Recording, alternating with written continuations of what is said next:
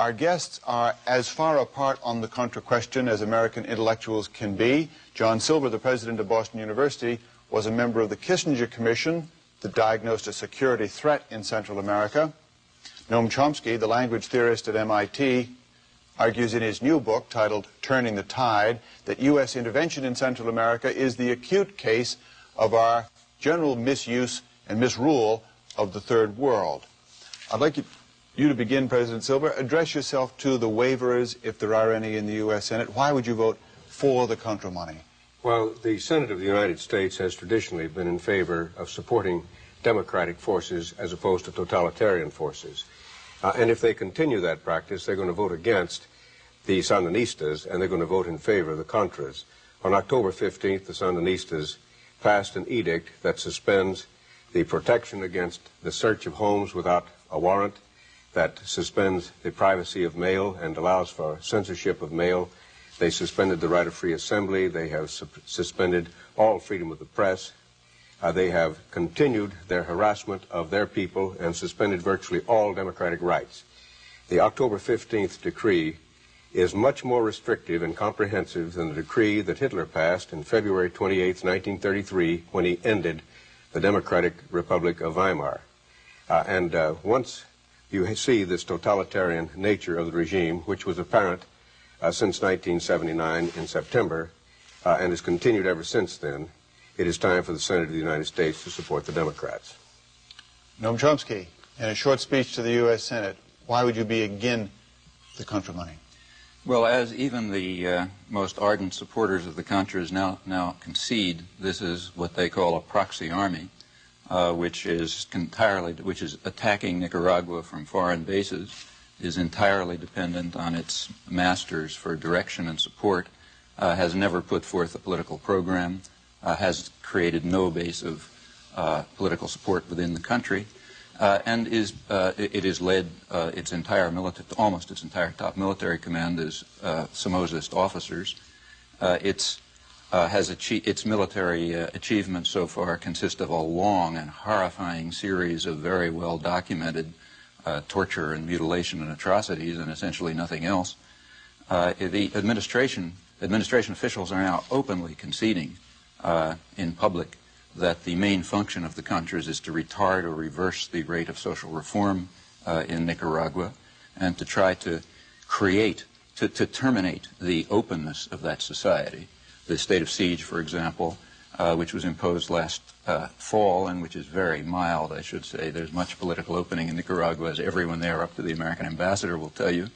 That corresponds roughly to the state of siege which has been in place in El Salvador since early 1980, except that in El Salvador it has been associated with a huge massacre of tens of thousands of people, destruction of the press, and so on and so forth, whereas in Nicaragua it is a reaction to a war that we are carrying out against them with precisely the purpose of trying to retard social reform and to restrict the possibilities of an open and developing society. And that's a cruel and savage policy which we should terminate. In a complicated subject, I'd love to focus on... Are you going to continue that series of plain falsehoods? That's a series of falsehoods, the like of which I've never seen, compacted in such a small period of time. The massacres that have occurred in Nicaragua have been the massacres by the Sandinistas of the Mosquito Indians. The repression there is massive. It is more serious than anything that we have seen in Central America or in any Latin American country to date. It is a genuine dictatorship imposed there, and to describe the leaders of the Contras as being supporters of Somoza is simply fabrication.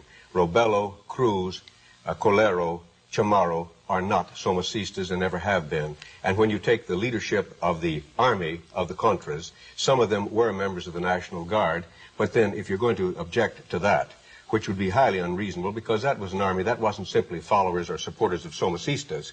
It is important to remember that Modesto Rojas, the vice chairman of the Air Force of the Sandinistas, was also a member of the National Guard, and a very large number of members of the National Guard are the ones who are the coordinators of the bloc committees that imposed the dictatorship by the Sandinistas. This is a series of distortions and fabrications, and the effort of the Sandinistas to discredit the Contras by the manufacture of atrocities is now a point that has been very well documented. Noam Chomsky is trying to respond, among other things, to the Mr. Silver's original picture of the totalitarian. Well, let's just first of all talk about the facts. I stated again that the military leadership of the Contras is almost entirely drawn from the top, from the Somozist National Guard. In fact, it's 46 out of 48 of the top military commanders, according to Edgar Chamorro. These are not citers. This is the top military commander. Excuse me. I let you go on. Did I let you? You engaged in a series of fabrications of truth, and it's time that somebody had the opportunity of correcting your historical misstatements while you're still around. Mr. Silver has a very good reason for not wanting me to talk, and that is that he knows what the truth is, and he doesn't want me. May I have a chance to say? No, just let me finish. It is his Marcos's army is the very army that helped Aquino into power. So when you try to take on the National Guard as if the National Guard was Somocistas, you misstate the case. But you also overlook the fact that there are plenty of National Guard members who are supporting the Sandinistas. Mr. Chomsky, now you go ahead and distort the truth again. See, here you're having in action a good example of totalitarianism. That is to ensure that the opposition... I'm the first one that stopped your monopoly on misinformation. The idea that I have a monopoly of misinformation in the American press is a little ridiculous. No, really, I control the American press? Let me repeat, let's go back to the facts. 46 out of the 48 top military commanders of the Contras are Somozist officers. You can find that in a congressional report. You can find it from Edgar Chamorro, who is the CIA-appointed spokesman. That's exactly what I said. It's exactly true. As for the idea that the Sandinistas have carried out massacres on a par with those that we have been carrying out in Central America, this is really astonishing. In El Salvador, the number of people massacred since 1978, or since 1979, when we moved in force, is on the order of 60,000. In Guatemala, where we incidentally have been supporting it all the way through with military aid, which never terminated, and are now supporting it enthusiastically, the number of people massacred is on the order of 100,000. Mr. Silber referred to the Mosquito Indians, who were badly treated, I should say. The figures are that approximately 60 or 70 were killed.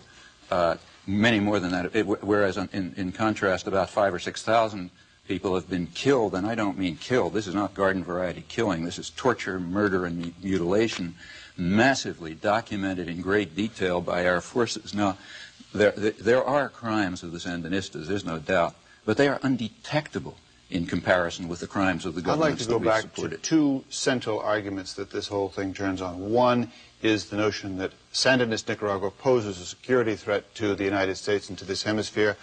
Secondly, that we owe it to the so-called Democrats and the democratic notion to help people who are carrying our standard in the region. John Silber, are these equal arguments, and do you support them both?